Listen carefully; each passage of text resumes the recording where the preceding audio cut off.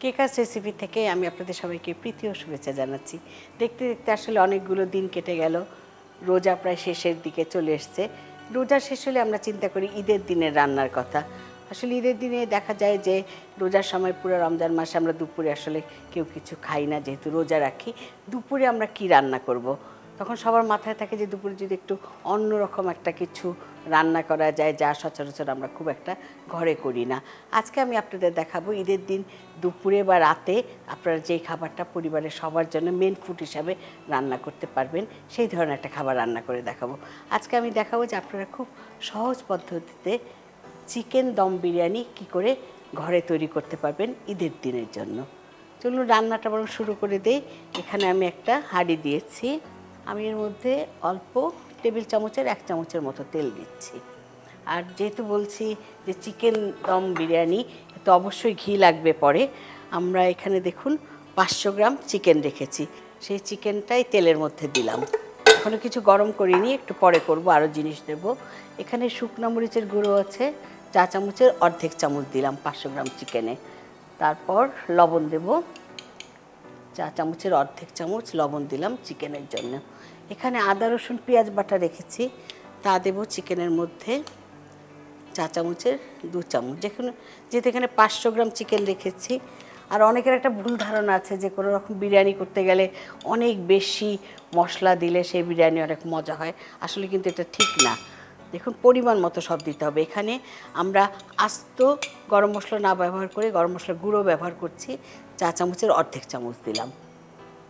তারপর এখানে আছে দই, টক দই। টক দই দিচ্ছি, এখানে আছে 1 কাপের মতো, অর্ধেক কাপ 500 গ্রামের জন্য টক দই দিলাম। স্বাদের জন্য এখানে আমরা অল্প একটু বেরেস্তা দিতে পারি, দিলাম অল্প করে বেরেস্তা। তারপরে এটা খুব ভালো করে নাড়াচাড়া করতে হবে। আমি একটা চামচ দিলাম মুরগির মাংস, মশলার সাথে খুব ভালো করে মিক্স করে নিতে হবে। আর দর্শকরা যারা দেখছেন আজকে রান্নাটা, তাদের আমি বলছি যে সবাই, যেহেতু আমি বলেছি এটা দম বিরিয়ানি, বুঝতেই পারছেন যে দম বিরিয়ানি মানে দমের বিরিয়ানিটা হবে, একটু সময় লাগবে, আর মাংসটা কাঁচাই ব্যবহার করতে হবে। এখানে দেখুন আমি বাসমতি চাল 500 গ্রাম একটু সেদ্ধ করে নিয়েছি গরম পানির মধ্যে, কিন্তু দেখবেন সেদ্ধটা যেন ঝরঝরা হয়। ঝরঝরা না হলে কি হবে, এই বিরিয়ানিটা ভালো হবে না। এখন আমি মুরগির মাংস যে মাখালাম তার উপরে 10-12টা কাঁচামরিচ দিলাম। দেওয়ার পরে চাল দিতে হবে। এখন চালটা দিয়ে আমাদের আসলে বিরিয়ানিটা দমে দিতে হবে। চালটা আমি ঢেলে দিচ্ছি এখন। যেহেতু আমি অল্প রান্না করছি, সেজন্য লেয়ার লেয়ার করার দরকার নেই। যদি আমি অনেক রান্না করি তখন কি করতাম, আমরা 2 লেয়ারে দিতাম। মাংস কিছুটা প্রথমে দিয়ে আবার আরেকটা লেয়ার করতাম। কিন্তু যেহেতু এখানে 500 গ্রাম, মুরগিও 500 গ্রাম দিয়েছি, চালও 500 গ্রাম নিয়েছি, সেই জন্য ওইভাবে আলাদা করে লেয়ার করতে হবে না। এইভাবে এখন দিলাম। এবং চালটা যখন আপনারা সেদ্ধ করবেন মনে রাখবেন যে ঝরঝরা হবে আর আধা সিদ্ধ হবে, তা না হলে কী হবে, বিরিয়ানিটা ঠিক মতো আমরা করতে পারবো না।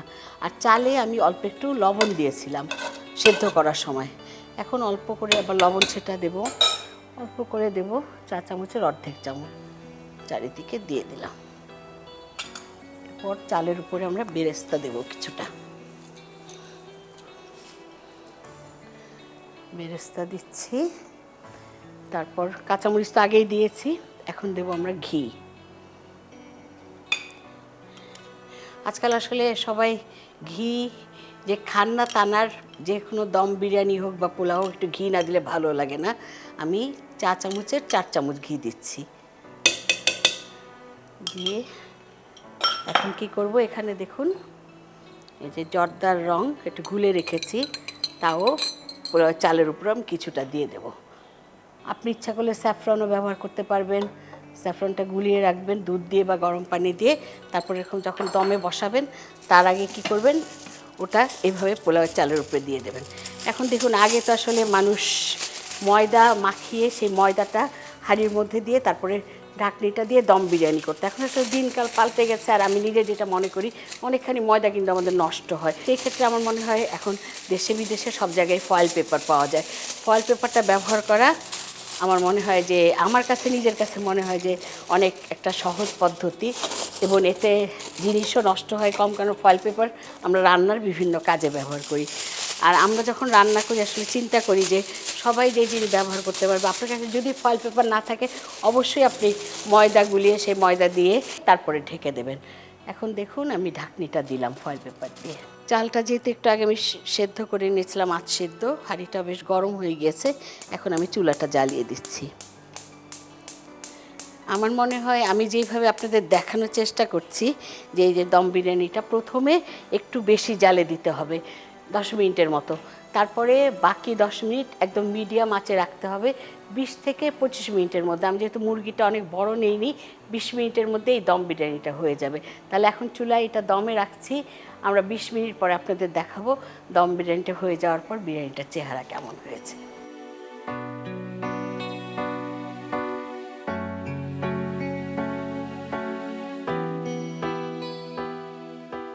20 মিনিট হয়ে গেছে, এখন ঢাকনাটা আমি খুলছি। ঢাকনাটা খুললাম, বিরিয়ানির যে গন্ধটা সেই গন্ধটা কিন্তু এখন আসছে। ফয়েল পেপারটা সরিয়ে রাখলাম এখানে। এখন যারা বসে আছেন তাদের দেখাচ্ছি। দেখুন এই যে আমরা যে 20 মিনিট দমে রেখেছি, চিকেনগুলোও হয়ে গিয়েছে, দেখতে কত ভাল লাগছে। এখন আমি আপনাদের আবার বেড়ে দেখাবো।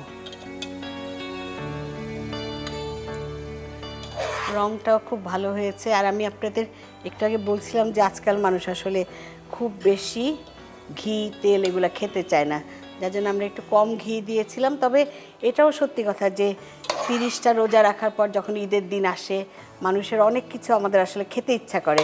মনে হয় আজকে যখন ঈদের দিন আমরা এটা খাবো সেটা খাবো, পুরো রোজার মাসে যেসব জিনিস খাইনি সেই ধরনের খাবার খাবো, এরকম একটা ইচ্ছা কিন্তু আমাদের সবার মনে থাকে।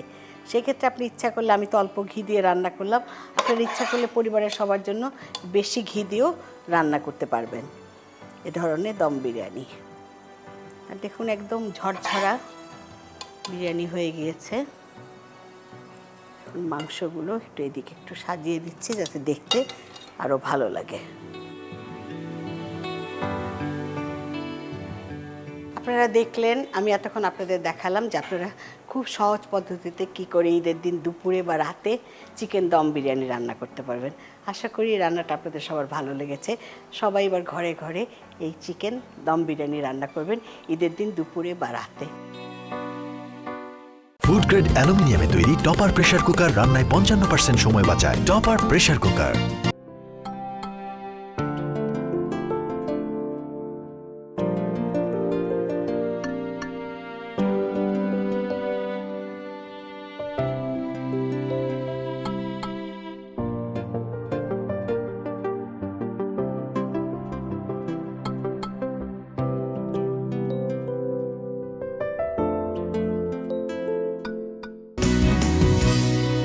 কেকা রেসিপি থেকে আজ আমি এখানেই বিদায় নিচ্ছি। খুদা হাফেজ।